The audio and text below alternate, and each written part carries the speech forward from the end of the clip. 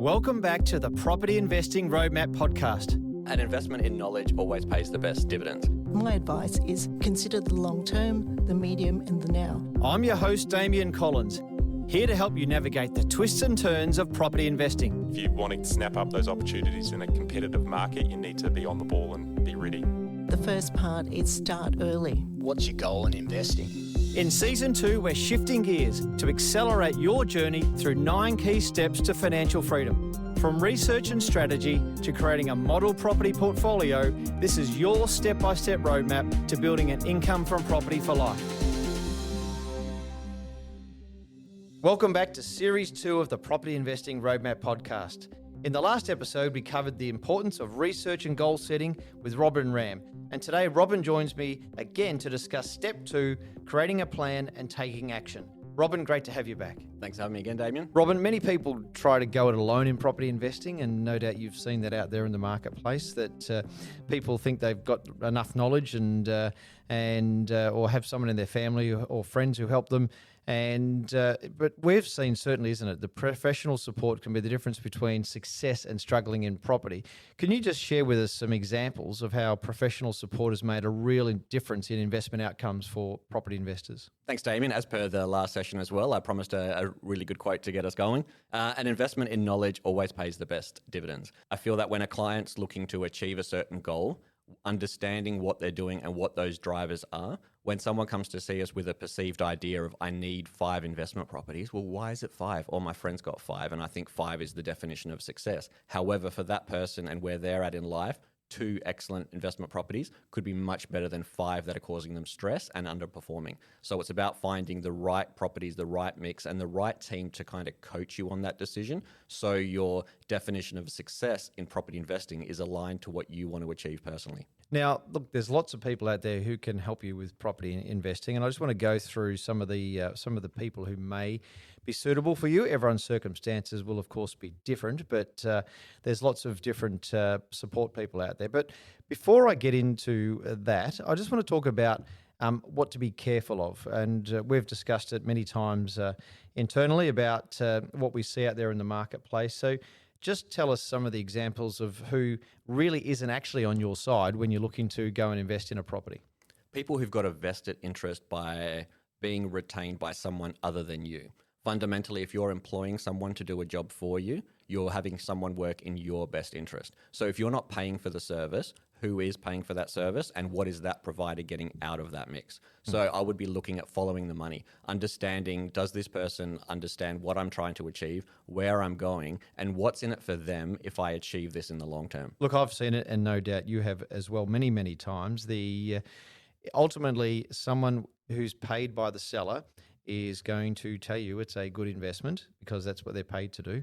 And they're going to tell you and try to sell it to you at the highest possible price because that's what they're paid for. It's just so important that people understand that nothing is free. So when you see advertisements or people say, look, we'll help you build this property portfolio and we won't charge you anything, it's all free. Well, the money's coming from somewhere, and certainly we've seen in some cases, they're getting paid $30,000, $50,000 commissions to promote those particular properties. I often see, particularly for markets in a downturn, I often see people sending me emails thinking we'd sell it to our clients. We never would. 8% commissions they're offering me. So it's just so important you understand that whoever is paying you whoever is paying for the service is the getting the service, and that's the ultimate person they're working for. So nothing is free in this world. We'd all like everything to be free, but nothing is free. If you want to get the right support team, you're going to have to pay for it. And I just want to talk to you about some of those people. So tell me about investment advisors or property strategists, how they can help investors. An unbiased property strategist is looking to work with you, your risk tolerances, your budget, and helping you achieve what you need to do, not putting their product and packaging it so it works for you. So there's a fundamental difference that's there. When we're looking at purchasing for a client, we've got the whole market to choose from rather than one particular type of property. So if someone's packaging something up and saying, this is the right one for you, well, what are the reasons? Are they suggesting anything else that's there? Because if they're trying to pigeonhole every single person or every single investor into one type of product, they're not working in your best interest. It may be suitable for some, but not for all. And look, a good property strategist should be able to help create a property investment plan for you. So, look, if you see a financial advisor, that's great because they'll consider obviously other investments other than property, and they'll be able to help you. Obviously, generally not with the selection of the property, but mixing that property into your portfolio. But if you see a property strategist, obviously they're focused on property, but they can really set down that plan, and that's important. They'll work with you, set down a plan, and the action steps that ultimately you need to take. They should help you with that to getting into those investment properties and helping you set goals. So just something worth considering. Some people use property strategists and advisors, but certainly, again, be careful, as Robin said, about making sure they're unbiased. But a good one out there who's not selling you a product, should be able to help you with creating that plan and also taking action as well. Now, the other important one I want to talk about in getting your professional team together is a mortgage broker or a finance broker. So tell me how they've helped clients get into the market. Yeah, using the same analogy of making sure the person understands what you're trying to achieve. If you walk straight into your bank because you've used them for 20 years, that person at the bank is working for the shareholders. They're going to package a product to suit you rather than the best product. A mortgage broker has an obligation to work in your best interest. They should be looking at all the lenders and offering you the best package that suits your needs. But not only that, they should also be structuring it correctly for you for investment. Too many mortgage brokers are out there who are not packaging the first investment correctly to leverage it correct for the second investment. It's not that they don't want to do it for you. Some of them just don't because it's actually just too hard or might take a little bit longer. But there's a lot that just don't know. And the same thing applies with accountants as well. One of my past clients, when I was a selling agent, had a family accountant with an investment property who didn't give them long-term financial advice around their investment, and it cost them considerably later. So what is the background of the person's advice that you're seeking, and do they have clients and experience dealing with property-related transactions? Same thing for that mortgage broker. How do they structure that loan? How are you having that loan set up to enable you to purchase that second property in the best manner without being tied into a whole refinance for everything in your portfolio? Yeah, it's if you walk into one of the mainstream banks, as you mentioned, they're going to offer their own products. So how do you know those products are the best? Look, using a mortgage broker is almost a no-brainer these days. I think the market share is well over 70%. I've used brokers for 15, 20 years since they've really been in existence, and it's just so important because they have such a wider choice. And many times I wouldn't have been able to buy that next property if I'd gone to a mainstream bank. And I'm surprised how many clients still today, they'll call us up, and I had one recently, a client who's been with the bank for 30 years, into his 70s, and he said, I can't believe it. They're asking me for all this information. They don't, they're being difficult. Well, banking's changed. Not only have they got responsible lending laws, but also the person is the relationship side of it's gone out. So he's now using a mortgage broker, which totally makes sense. But I think the other thing you touched on there, Robin's really important. Just if you're wanting to build a property investment portfolio, you shouldn't be just going to any finance broker. Now, a lot of finance brokers are really good at home loans and maybe one investment property, because that's what the average person does out there. But there are 8 to 10% of people out there in the world who buy 2 or more investment properties. So if you want to be in that category, you want to find a finance broker who's experienced in dealing with multi-property investors. And we'll cover it in another stage of the series, but getting your finance structure correct is so important. Talking about cross-collateralization, all those other things. So just so important that you get the right finance and mortgage broker. Now, moving on, the next one is the buyer's agent. Now, we've spoken a lot about how selling agents represent the seller. Tell me about, obviously, you're a buyer's agent and your team are buyer's agents, but tell me about how they work with clients to get great investments. So our team is there being retained by the individual. We quite often get that investment plan that comes with that. We get the budget, we get their risk tolerances, and the buyer's agent is then able to go use the data that's available, the data that we have and that we pay for and that we update, to go out there and find the right properties, areas that match the brief of the client so they can hold that property for the long term. So it's our job as buyer's agents to follow that brief, but also to guide the clients through the process and why we're selecting this area, why we're doing this style of property, how that benefits, what some of the risks, what are the advantages, and why do we like this more than another one on the market. Yeah. And look, buyer's agency now is very common around Australia. It wasn't so much 15, 20 years ago, but more and more people are realising the selling agent works for the seller. If you want someone to work for you, you've got to pay. You've got to pay the buyer's agent a fee. But nonetheless, the experience of the vast majority of people out there has been a buyer's agent's been a great value and got them into not only getting the right property at the right price now, but also in the long run, particularly if it's investment property, choosing those right areas to buy in. So we just want to talk about the other one I want to talk about is property management. Now, I've never ever self-managed a property, thankfully, and it's a hard gig being a property manager sometimes. So, but a lot of property management companies collect a rent, send it on. They don't do proactive stuff. They don't tell you about how you can value add to your properties, painting, carpets, those sort of things. So tell me your experience of seeing property management adding value to a client's property investing journey. Cool. A lot of people, same as buyer's agency and property management, a lot of people tie these two together because it's a cost that's going to incur for the client. And when things go well and everything's fine and you don't know any better, you assume, oh, I can do this. Things are all going to be good for me.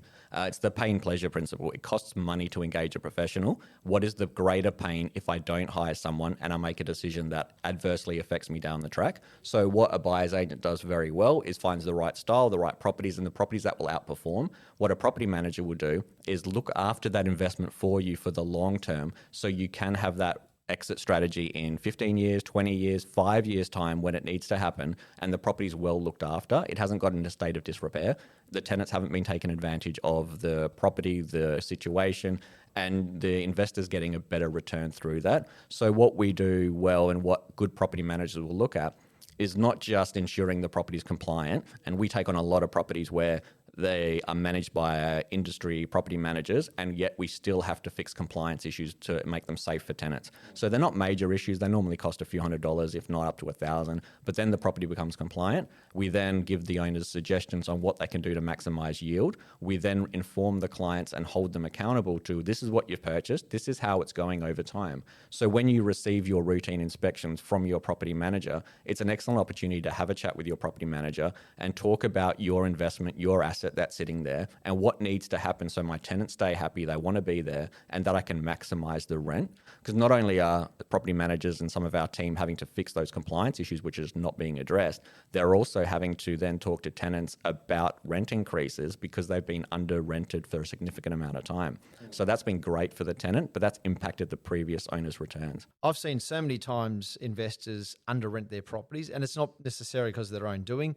The property managers may be way too busy and just hasn't have enough time. So a property manager is critical to your long-term success. It also takes a lot of the headaches away. You don't have to deal directly with the tenant, all that emotional stuff that comes with dealing with someone personally. But importantly, not only that, it's a tax deduction for your fees, but a good property manager will keep up to date with the rents. And that's really, really important. Look, I've always, as I said, used property managers even before I had a property management business. It's not the sort of thing I want to be getting a call about a hot water heater or my tap doesn't work. And the property manager will ultimately sort that out if they're a good one. Some agencies maybe don't do as much maintenance, but a good property manager will cover all that maintenance, have the right people on board on their list of people, and they'll be able to look after that property. So for me, it's peace of mind and it takes a lot of the headaches away from me. I just don't want to deal with all that stuff. So, but look, what I want to talk about is sellers advocacy. So there's certainly becoming a more common service, and it's often associated with buyers agencies and people who manage their ongoing investments, that there's a service out there called sellers advocacy. Do you want to tell me about that and how that's different from maybe just going straight out and getting a sales agent to sell your property? Yeah, and just to expand on your previous point with the rental prices that are there, it does impact your exit too. To share something we look at as buyers agents when looking at properties is we can quite often buy something that is under rented below market value because all the other investors are looking the other way. Market rent is $600. We see it's there at $400 a week. We can talk to the client. The rent expires then. This is market rent. We can get it now for this price. So as soon as we get that new tenant in or the tenant goes up, this is now an excellent investment property, but we've been able to get it cheaper because it's been under rented and no other investors looking at it. So those are actually opportunities, but that is actually costing the seller money because they haven't met the market. They can't sell their property effectively. And look, I've always said a good tenant is worth $10 to $20 a week discount. I wouldn't be giving $100 discounts or $200 discounts. There's enough good tenants out there who will happily pay close to market value. So agreed, and that ties in with our sellers advocacy, because what we do with sellers advocacy and other parts of Australia, it might be called vendor advocacy, but it's a service there to guide the clients correctly at the right stage for them. So there's a lot of discussions a vendor's advocate or a seller's advocate will have around timing the exit of your property. There are a lot of discussions that can be have of I need to sell my my property. No worries at all. Well, this is where we're at in the property cycle. What are your reasons for your selling this property? Are there just emotional decisions? Is it a retirement decision? Is it you need the funds for something else? Or is this just simply your time and you want your money out?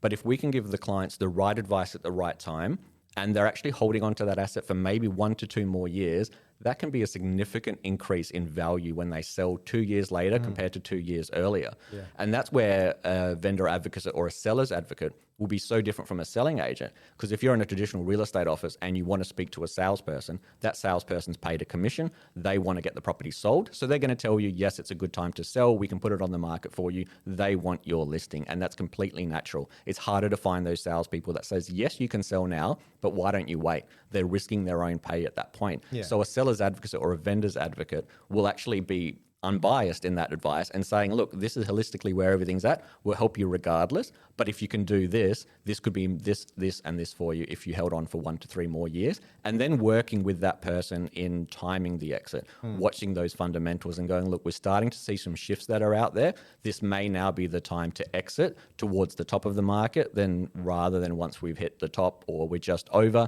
and it becomes difficult. What's the best property to buy? Now, I really find that a tough one to answer because as we've seen over many, many years, the right property for person A might be completely different from person B. And so how important is it when you're going to invest in property to understand and assess your risk profile? Risk profile is crucial because that's the determiner of how long can I hold on to this asset. If I don't have the risk profile, the funds and the stamina to hold on during the quiet times, this style of property may not be the right one for you. The example that I run through with a lot of clients is the 1978 Homebuyer magazine, which came out. It showed 2 areas of a capital city. One where you could purchase a property 1978, much further out from CBD. It was $62,000. For $63,000, you could buy in the western suburbs, closer to the beach, infrastructure, CBD. You could buy all the right fundamentals. Those 2 properties differed. In 1978, you got a brand new one on the outskirts compared to inner city, much older and in significant need of repairs, maintenance, and possibly a renovation. So if you just look at capital growth and buying something based on area, you're going to be buying something that will perform better, but will have a lower yield and it's going to cost you more to own. Now, if you bought that good property in that suburb for $63,000, but you got fed up after 5 years and you sold it, you would have been better off with that one in the further out suburb that you could hold on to for that 30 years because you're only going to realize that money over time. And we want clients to hold that on. So it's then having those discussions around the risk, around the maintenance, around the repairs that are required to make sure it aligns to their long-term objectives, that it's not just a buy now because it's a good time and then sell when it's maybe not a good time because you're going with the whims of the market.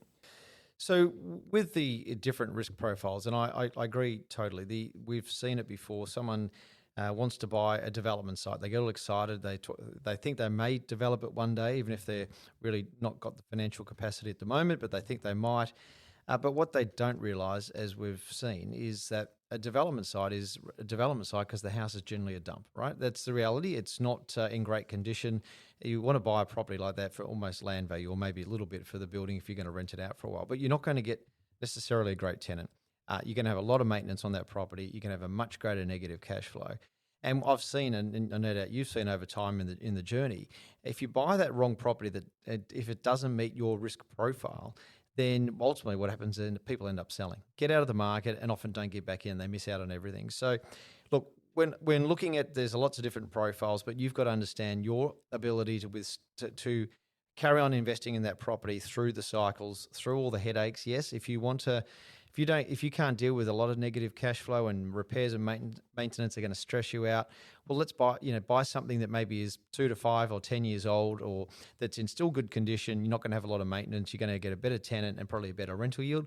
Maybe that's the property for you. Yes, you're understanding you might get less capital growth, but if it's still in a good area, you get solid capital growth. And then the person who can afford to buy that development site is someone who's got lots of cash flow, isn't concerned about repairs and maintenance, isn't going to sweat everything. And so it's just so important, I think, for investors to to think about that and look, a property strategist, good one, will help you identify that risk profile also, and they will then that will set the tone for the types of property investing, I think. And so it's a bit of self-reflection too. People don't always know what and think about where they're at in their journey, but when you go through it with the facts and figures, okay, well, can you deal with all this? A lot of people go, no, I can't. So yep, I'm not that aggressive person I thought I was. I'm in a totally different category. So Robin, anything you want to add to that? Just to remember that yield is often a reflection of risk. So the better yielding properties can quite often have lower land value content. They're a lot further away and they don't have that same capital growth. There are other properties that have great capital growth, like you said, the potential development sites in the right areas. But there's also a good category of properties that are out there that suit blended clients. We want a good property, good area, good return, but we don't need it to be just capital growth or just yield. You can achieve both effectively by looking for a blended investment. And quite honestly, most of our clients, when we've had a discussion about the pros, the cons outweighed the whole thing, a lot of them feel safer with a blended style of investment over, let's say, a blue chip or a high yield. So, Robin, let's move on to making plans practical. Like we can have, I've seen in business, there's business plans that are 400 pages long, and the reality is once it's written, no one reads it. I've seen financial plans that have got forecasts out every year and every month in some cases for the next 30 or 40 years. And of course, to me, it's out of date within 2 months simply because the world changes and people's circumstances change. So my thoughts on this, that it's if it's the best strategy in the world, won't help if it's too complex to follow. So how do you ensure investment strategies remain simple and actionable? It comes down to a tailored, agile plan. So is it tailored for the client's needs? And are there accountability points during that plan where we can move things forward or backwards to suit the position in someone's life and to suit what's happened in the property market? We still want to work to a plan, but we need to have that plan as an agile plan, something that we can move that decision forward or say, thank you, it's not right yet. You've actually ended up having some kids along the way, so let's push out that decision till this point in time, and that will give you the ability to do this.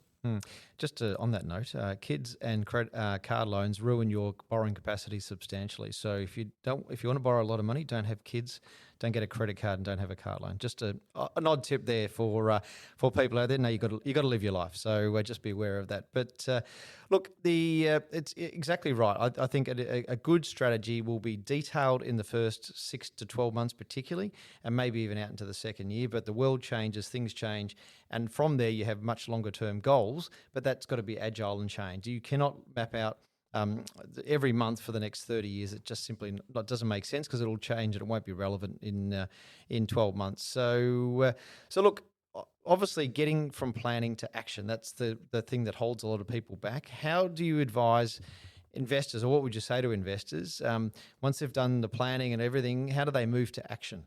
So knowledge is only powerful when it leads to action. It leads to use. So what can we put into play now to start that process? And once we've started a process with a client, and once you start that journey for yourself, you're going to want to go to the next step and the next step. So it's actually having the perseverance, the guts, the drive to go, you know what? I'm going to pick up the phone today. I'm going to call my financial planner, my broker, my accountant, my investment strategist. I'm going to call someone and get the ball rolling on this. If it's not right, you can always take a step back and pause. But once you've made that first commitment, the people involved in that process will also help drive you to the next level and the next level to get through that. Yep. And I think that accountability piece is absolutely huge for the implementation of knowledge. Having all the research is crucial, but it's useless if you're not putting that into play. So if you're not good at using that for yourself, seek that out from others and allow them to help you on your journey so you can overcome those initial fears. There is speaking of quotes, we've got to have another one. A journey of 1,000 miles begins with a single step. Now, I can't remember who said that, but I'm sure we've all heard that, and it's absolutely true. You've got to take that first step and get your strategy, and then take those individual steps to get back into the property market. So Robin, look, thanks again for joining us today. Have you got any final advice or tips you'd like to give our listeners on building plans and taking action? Yeah, as well as working with consultants, and that's transparency. It's ultimately let someone show you what they do, how they do it, how do you apply the knowledge that you've got, what do you do in the marketplace, how do you overcome this, where are the pros, the cons, and then making that informed decision, and then relying on the experts around you to give you that certainty and safety that you're looking for if you don't have that internally. Some people have that drive, that motive, that ability to go, yep, I'm done, I'm ready, I can do this, and then make a great decision. Others need that person to provide that sense of certainty and safety, and that's where a trusted professional can help you, and they will help you take that first step. And when those properties come up, you'll feel more confident about the decision because it's come from someone who's there looking in your best interest and someone who wants you to succeed.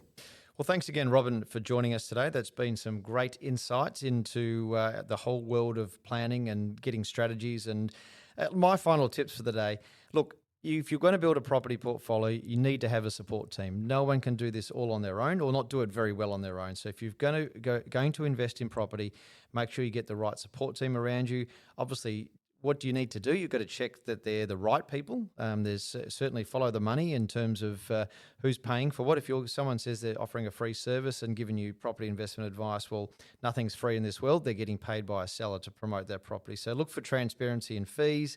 Check their credentials. Look online. Is there lots of Google reviews? No one's going to have a perfect 5-star review, but look at their Google reviews. Have they been in business for a long time? If they've got lots of reviews, that tells you they've had lots of clients. And obviously, how long have they been in business for? Someone who started last year or even 2 years ago hasn't been through those property investment cycles. They might have just come into the market when it's hot and they haven't been through all those cycles. So making sure that you've got the right team around you, you've selected them well, and you know that they're on your side and they're good quality and they're going to help you in that property investing journey. Certainly understanding your risk profile, that's so critical. If you buy the wrong property and sell out in a couple of years, well, that's defeated the whole purpose of investing in property. So make sure you personally understand your risk profile and what you're comfortable with, and so that you can choose the right investment properties, or those advisors will help you choose them for you. And understanding that on that journey, any property investment plan or any plan of any sort, it can be very much needs to be agile because it can become out of date over the journey. And look, things change in life. We all go through different stages. So making sure your plan is very detailed at the front end of what you've got to do in the near term, but in the long run, it needs to be much more a goal and something that's achievable, of course, but it's a bigger picture. But then you've got to keep coming back to that plan every 12 months or so to tweak it and change it as needed to get to your goals. And look, even if you've got a great investment team and support team around you, it's still important you've got to take that action. No one can actually make you take out that loan. No one can make you buy that investment property. You've got to have the confidence and the desire to want to get involved in the property market. Put your first foot forward. Look, it's always a big step when you get your first investment property, and things don't always go perfectly right. Things happen with tenants, but certainly in the long run, if you invest in Australian property, I'm very confident with the population growth we've got, the solid economy, which will, of course, go up and down, that there's great future for property investing. So thanks again for joining us. The next episode, we're going to be talking about how to protect yourself, structures and strategies to protect your wealth. Now I'm going to put my accounting nerd hat on, and then I will make it exciting. I promise you, I've got a very good special guest, and we'll talk about protecting yourself. It's so important before you buy the property to get those right structures. Thanks for tuning in. If you're enjoying the podcast, please take a moment to rate us to help others discover the show. Please note that the information shared on Property Investing Roadmap is general in nature and doesn't take into account your individual circumstances. The information is for educational purposes only and should not be relied on for investment or financial decisions. Always seek professional advice before deciding whether to invest.